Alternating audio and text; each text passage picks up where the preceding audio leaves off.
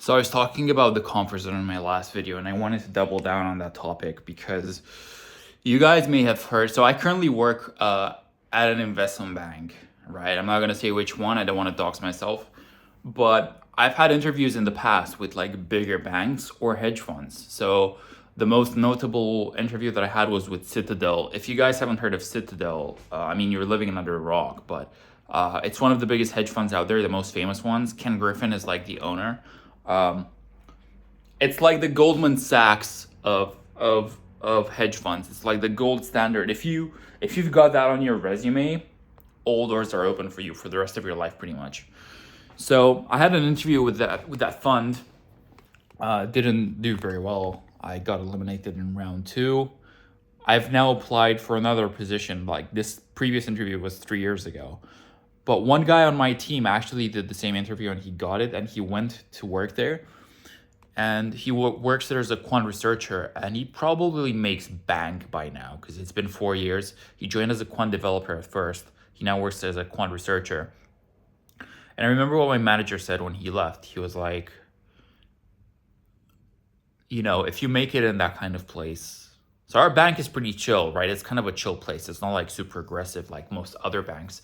Also, the pay is kind of mediocre, if I'm being honest. It's good, like on a national level, we're above average, but in the banking sector, it's because it's kind of chill. The pay is also like on the lower end, but it's enough to like buy you a comfy life, and that's about it.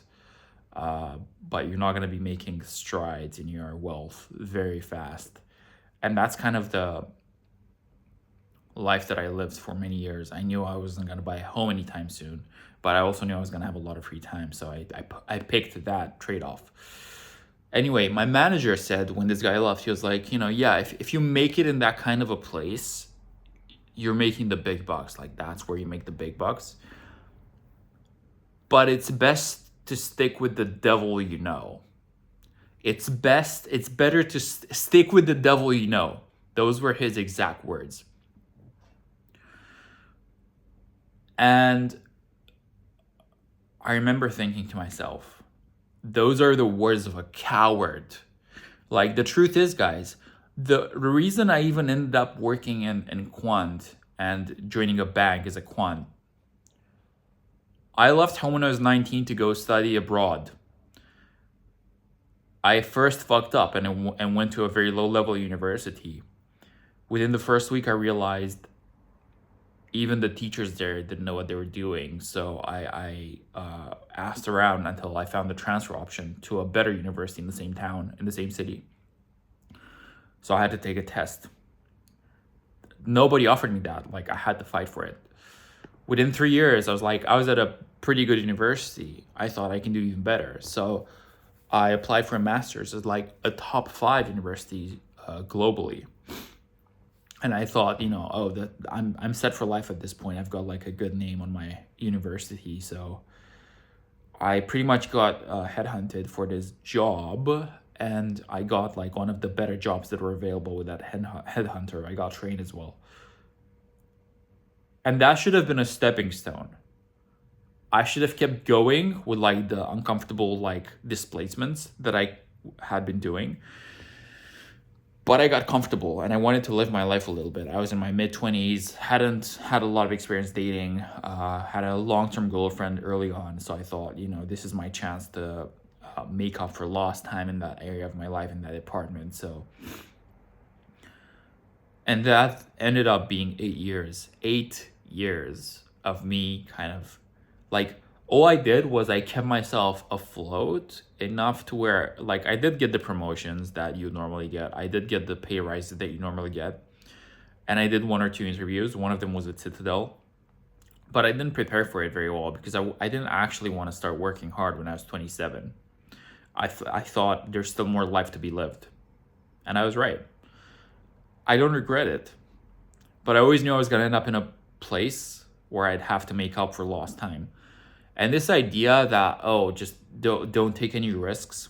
Like my manager has this idea, don't take any risks. Stick with the devil you know.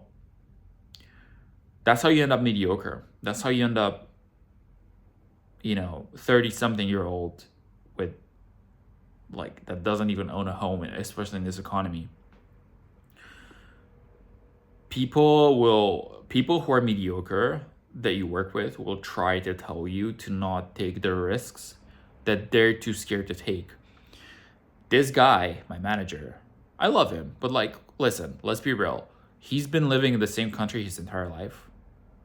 He went to university and became like a developer and never tried to be anything else. For like 20 years, he's been doing the same job, taking orders from others, just servicing requests from others. Like, and he's, and I've made all these big fucking moves to end up in the same role as he has. Like, I had to move countries twice, move universities twice. Every time it was a huge quantum leap, a huge upgrade. And I ended up in the same place as he is, telling me, oh, stick with the devil you know, don't take too many risks. You don't want to mess this up. How are you going to advise me when you've taken no risks in your whole life? How are you going to advise me to do the same thing as you? Like, I'll just get the same result as you, which is mediocre. But the thing is that the thing that got me here in the same position as you, when I'm 24, 25, and you're 45, we're kind of in the same role, because I started being a risk taker when I was 19. And now you want to keep me here with you for the rest of your life because you don't want to be left behind, or because you can't conceive of taking that much risk. I've already done it. I've already proved myself as a risk taker, and I'm going to continue to do it. People who want to stay mediocre, you can leave them behind. In fact, you should leave them behind. Don't